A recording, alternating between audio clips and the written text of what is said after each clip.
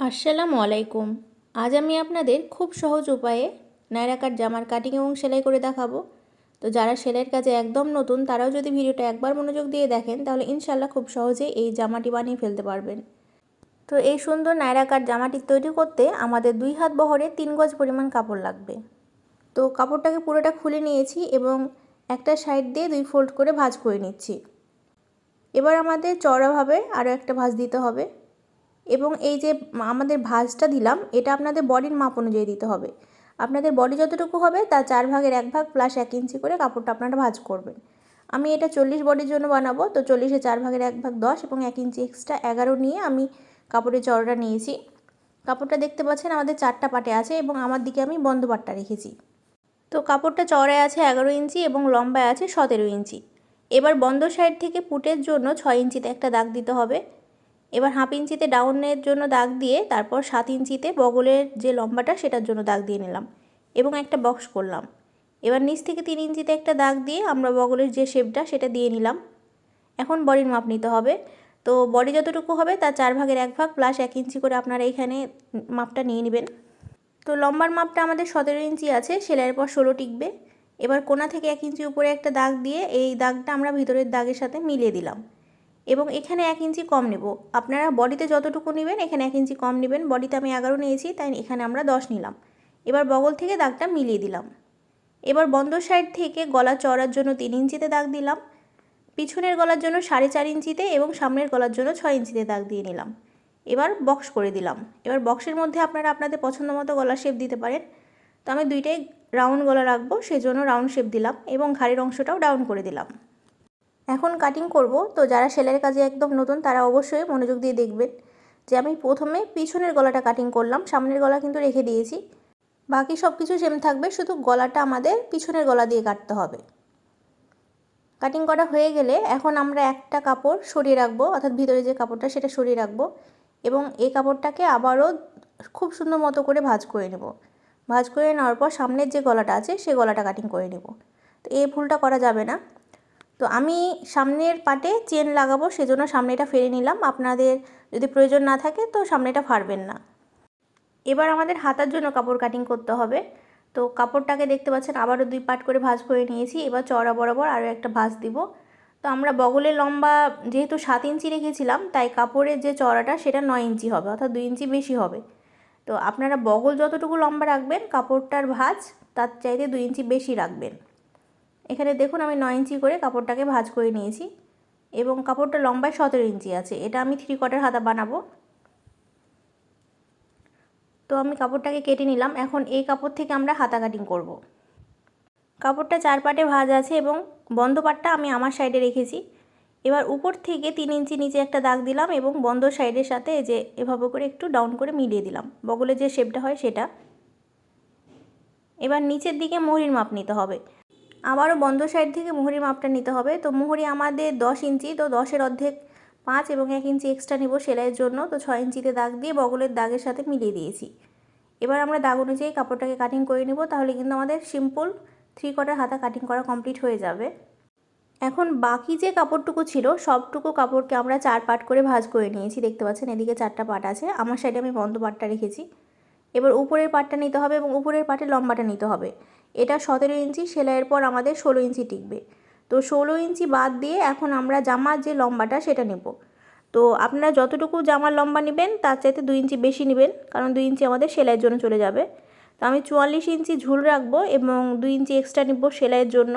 তো 46 ইঞ্চি করে আমরা দাগ দিয়ে নিলাম। এটা একদম সহজ, জাস্ট লম্বার মাপটা নিয়ে নেবেন। এবার মিডিল পয়েন্টে একটা কাট বসিয়ে নিলাম যাতে আমাদের সেলাই করতে সুবিধা হয়। তো কাপড়টা যেহেতু 4 পার্টে ছিল সেজন্য এটা আমাদের একসাথে সামনের এবং পিছনের পার্ট কাটিং করা হয়ে গেছে।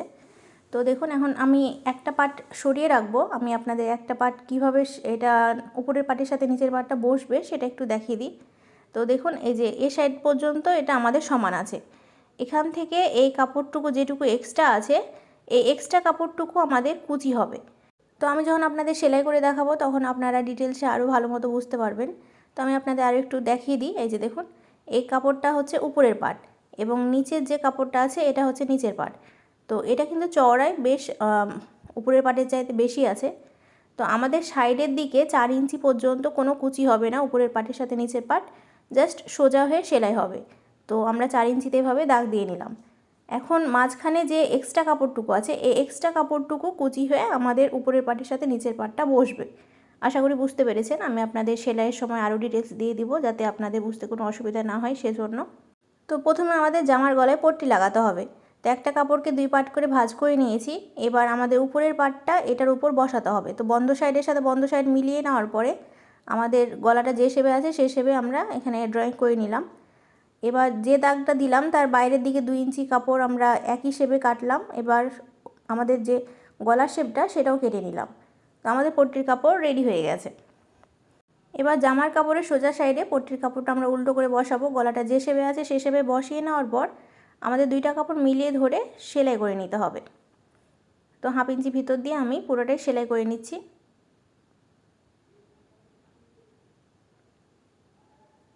এবার কাপড়টাকে আমরা সোজা করব এবং পট্টির কাপড়ের উপর দিয়ে একটা চাপ সেলাই দিয়ে নেব। এই সেলাইটা কিন্তু পট্টির কাপড়ের উপর হবে, আমাদের জামার কাপড়ের উপর কোনো সেলাই পড়বে না। এবং নিচের যে জয়েন্টের কাপড়টা আছে সেটাও কিন্তু পট্টির কাপড়ের দিকেই থাকবে।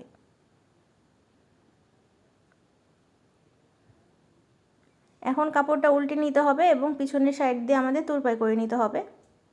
গলায় পট্টি লাগানো হয়ে গেলে আমরা উপরের পাড়ের সাথে নিচের পাড়টা জয়েন্ট করব। তো মিডিল পয়েন্টে একটা কাট বসিয়ে নিলাম। একইভাবে নিচের পাটের মিডিল পয়েন্টেও একটা কাট বসিয়ে নিলাম। এবার উপরের পাটটা আমরা এই যেভাবে করে মেলে নেব, এটা হচ্ছে সোজা সাইড। এবার নিচের পাটটা এটার উপর উল্টো করে বসাবো। তো মিডিল পয়েন্টের সাথে মিডিল পয়েন্টটা খুব ভালো মতো করে মিলিয়ে নেওয়ার পরে আমরা একটা পিন দিয়ে আটকে দেবো, যাতে আমাদের 2 সাইডে কুচিটা সমান হয় সেজন্য। তো আমরা যে 4 ইঞ্চি পর্যন্ত দাগ দিয়েছিলাম সে 4 ইঞ্চি পর্যন্ত জাস্ট সিম্পল সেলাই হবে। দেখুন আমি এখানে আবারও একটা কাট বসিয়ে নিচ্ছি। তো এই 4 ইঞ্চি পর্যন্ত আমরা জাস্ট একটা 2টা কাপড় মিলিয়ে ধরে নর্মাল সেলাই দিয়ে নিচ্ছি। এবার নিচের পাটটাকে আমাদের এই যেভাবে করে কুচি করে সামনের পাটের উপর বসাতে হবে এবং পুরোটাই সেলাই করতে হবে। তো কিছু দূর পর পর আমরা এই যে 1/2 ইঞ্চি চওড়া করে কুচি দিয়ে নিচ্ছি। আপনাদের কাপড় যতটুকু হবে সে অনুযায়ী আপনারা কুচির যে ভাঁজটা সেটা দিবেন। আপনাদের কাছে যদি কাপড় বেশি মনে হয় সেক্ষেত্রে আপনারা কুচিগুলো আর একটু চ্যাপটা চ্যাপটা করে দিবেন। আর যদি কাপড় কম মনে হয় তাহলে একটু ছোট করে অথবা গ্যাপ দিয়ে কুচিগুলো দিবেন। তাহলে দেখবেন যে আপনাদের কুচিটা কভার হয়ে যাবে এবং দেখতেও ভালো লাগবে। তো এই সাইডেও আমরা 4 ইঞ্চি পর্যন্ত জাস্ট নর্মাল সেলাই দিয়ে নিব। তো দেখুন উপরের পাটের সাথে নিচের পাটটা আমাদের খুব সুন্দর মতো হয়ে জয়েন্ট হয়ে গেছে এবং কুচিগুলো দেখতে পাচ্ছেন একদম সমান এবং সুন্দর হয়েছে। এবার পট্টির কাপড়টা আমরা পিছনের দিকে যেভাবে করে উল্টে নিব এবং তুরপাই করে নিব। তো সুই 1 পোর সুতা নিয়ে জাস্ট আপনাদের জামার কাপড়টা এবং পট্টির কাপড়টা ধরে কিছু দূর পর পর সেলাই তুলে নিতে হবে, তাহলে কিন্তু আপনাদের তুরপাইটা হয়ে যাবে। তুরপাই করলে জামার গলা দেখতে অনেক সুন্দর লাগে। তো চেষ্টা করবেন তুরপাই করে নেওয়ার জন্য। এখন আমাদের জামার নিচের অংশটা পিছনের সাইডে এই যেভাবে করে 1/2 ইঞ্চি করে 2বার উল্টিয়ে ভাঁজ করতে হবে এবং পুরোটাই সেলাই করে নিতে হবে। তো আপনারা যদি লেস ব্যবহার করতে চান সেক্ষেত্রে লেস দিতে পারেন। আমি এখানে লেস নিয়েছি, খুব চিকন একটা লেস। তো একদম সেলাইয়ের উপরে আমি এই লেসটা বসিয়ে নিচ্ছি। নায়রা জামাতে লেস না লাগালে জামার লুকটা ভালো আসে না। তো চেষ্টা করবেন ম্যাচিং কোনো লেস লাগিয়ে নেওয়ার জন্য। তো দেখুন লাগিয়ে নিয়েছি। এবার হাতা কাপড়টা নিয়েছি, হাতার মোহরিটাও আমরা একইভাবে পিছনের সাইডে 1/2 ইঞ্চি করে 2বার উল্টিয়ে ভাঁজ করে সেলাই করে নিচ্ছি। আমি এখানে একদম সিম্পল হাতা রেখেছি, আপনারা চাইলে ডিজাইনের হাতাও বানাতে পারেন। তো জামার নিচে যেভাবে করে লেস লাগিয়েছি একইভাবে আমরা হাতার মোহরিতেও লেসটা লাগিয়ে নিচ্ছি। আপনারা যদি 2 হাত বহরের কাপড় দিয়ে এই নায়রা কাট জামাটা বানান সেক্ষেত্রে হাতায় এবং নিচের অংশে 2.5 গজ পরিমাণ লেস লাগবে। এবার হাতার কাপড়টাকে আমরা উল্টো করে ভাঁজ করলাম এবং এই যে 1 ইঞ্চি ভিতর দিয়ে সেলাই করে নিলাম।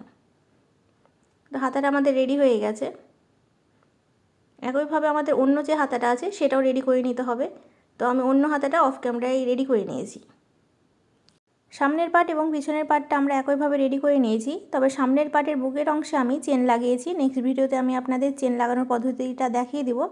যাদের চেন লাগানো প্রয়োজন মনে করেন তো তারা চেন লাগিয়ে নিতে পারবেন। আর যারা নর্মাল রাখতে চাচ্ছেন তারা পিছনের পাটের মতো করেই জামার সামনের গলায় পট্টিটা লাগিয়ে নেবেন। তো সামনের পাটের উপর পিছনের পাটটা উল্টো করে বসানোর পর প্রথমে ঘাড়ের অংশে তারপর সাইডে যতটুকু পর্যন্ত ফাড়া আমরা রাখবো ততটুকু পর্যন্ত সেলাই করব এবং নিচের যে অংশটা আছে সেটা কামিজের মতো করে সেলাই করব। সব কিছু সেলাই করা হয়ে গেলে তারপর আমরা হাতার দুইটা লাগিয়ে নিব। তো আমি আপনাদের বোঝার সুবিধার জন্য একটু সেলাই করে দেখিয়ে দিচ্ছি। আমি আপনাদের একটা সাইড সেলাই করে দেখিয়ে দিচ্ছি, আপনারা একইভাবে অন্য সাইডটাও সেলাই করে নেবেন। তো দেখুন, প্রথমে ঘাড়ের অংশটা সেলাই করে নিলাম। এবার উপর থেকে আমাদের যতটুকু পর্যন্ত ফাড়া রাখতে চাচ্ছি ততটুকু পর্যন্ত আমরা মাপ নিয়ে নেব। তো কামিজে নর্মালি আমরা 21 ইঞ্চি রাখি, তো এখানেও আমরা 21 ইঞ্চি রাখবো। আপনারা যতটুকু ফাড়া পরতে পছন্দ করেন ততটুকু রাখতে পারেন। এবার 4টা কাপড় একসাথে ভাঁজ করে নিয়ে আমাদের এ সাইডেও যে কাটটা সেটা বসিয়ে নিতে হবে, তাহলে আমাদের দুই সাইডের ফাড়াটা সমান থাকবে। এখন আমরা যেহেতু 1 ইঞ্চি কাপড় এক্সট্রা রেখেছিলাম সেজন্য 1 ইঞ্চি ভিতর দিয়ে সেলাইটা করে নিচ্ছি। আমি কিন্তু এখানে কোনো ডরি ব্যবহার করছি না। তো আপনারা যদি ডরি ব্যবহার করেন তাহলে আপনাদের যে কোমরের জোরের অংশটা আছে সেই জোরের অংশে ডরিটা লাগাতে হবে। তো আমি ডবল করে ঘুরিয়ে সেলাই করে নিলাম। এবার নিচের অংশটা সেলাই করব। তো দেখুন, নিচের অংশটা নিচ থেকে যেভাবে করে 2 ফোল্ড করে ভাঁজ করে নিচ্ছি। ভাঁজ করে নেওয়ার পর খোলা অংশ দিয়ে আমরা সেলাই করছি। তো যারা কামিজ সেলাই করতে জানেন তাদের কিন্তু এই সেলাইটা করতে কোনো প্রবলেম নাই। যারা সেলাই করতে জানেন না তারাও একটু মনোযোগ দিয়ে দেখুন, একদমই সোজা একটা পদ্ধতি, একবার দেখলেই পারবেন।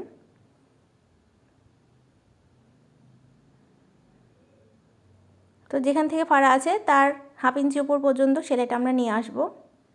এবার আমরা মেশিনের সেলাইটা এদিকে ঘুরিয়ে নেব। এখন সেলাই করে এই সাইডের যে কাপড়টা সেটাও 2বার ফোল্ড করে ভাঁজ করে একদম নিচ পর্যন্ত নিয়ে চলে যাব, তাহলে কিন্তু আমাদের ফাড়াটা রেডি হয়ে যাবে। আমি প্রত্যেকটা কাজ আপনাদের স্টেপ বাই স্টেপ খুব সহজভাবে বুঝিয়ে দেওয়ার চেষ্টা করেছি। আশা করি আপনাদের বুঝতে কোনো অসুবিধা হবে না। তবে যে জায়গাটা অসুবিধা হবে সেটা অবশ্যই আরও একবার রিপিট করে দেখবেন যে আপনাদের কনফিউশনটা দূর হয়ে যাবে। তো দেখুন, ফাড়াটা আমাদের একদম রেডি হয়ে গেছে। একইভাবে অন্য সাইডটা আমরা রেডি করে নেব। এবার আমরা হাতাটা লাগাবো। তো হাতা লাগার আগে আমরা মাপটা দেখে নেব। তো জামাটা আছে উল্টো সাইডে, হাতাটা আছে সোজা সাইডে। জামার কাপড়ের ভিতর হাতার কাপড়টা ভরে নেওয়ার পর বগলের দুইটা অংশ এভাবে করে মিলিয়ে নিতে হবে। তো কাপড় দুইটা আমরা এভাবে করে ছড়িয়ে নিচ্ছি যাতে এখানে কোনো গুটি ধরে না থাকে সেজন্য। তো সেলাইয়ের উপর সেলাই রেখে আমরা সেলাই শুরু করব। উপরের যে অংশটা আছে ঘাড়ের অংশ, সেই ঘাড়ের অংশের সাথে হাতের যে মিডিল পয়েন্ট আছে সেই মিডিল পয়েন্টটা মিলিয়ে ধরে আমাদের পুরোটা ঘুরিয়ে ঘুরিয়ে সেলাই করতে হবে, তাহলে কিন্তু হাতাটা খুব সুন্দর মতো হয়ে জামার কাপড়ের সাথে আমাদের লেগে যাবে। তো এভাবে করে হাতা লাগালে এই হাতাটা পরতে কিন্তু খুবই কমফোর্টেবল লাগে। একবার লাগিয়ে দেখবেন, দেখার পর দেখবেন যে আপনাদের আর সাইড দিয়ে হাতা লাগাতে ভালো লাগবে না। তো দেখুন, হাতাটা লাগানো কমপ্লিট হয়ে গেছে। তো ড্রেসটি আপনাদের কাছে কেমন লেগেছে কমেন্ট বক্সে কমেন্ট করে জানাতে একদমই ভুলবেন না। এবং নতুন নতুন ভিডিও পাওয়ার জন্য অবশ্যই আমার চ্যানেলটা সাবস্ক্রাইব করে আমার চ্যানেলের সাথে থাকবেন। আজকের মতো এই পর্যন্তই। আসসালামু আলাইকুম।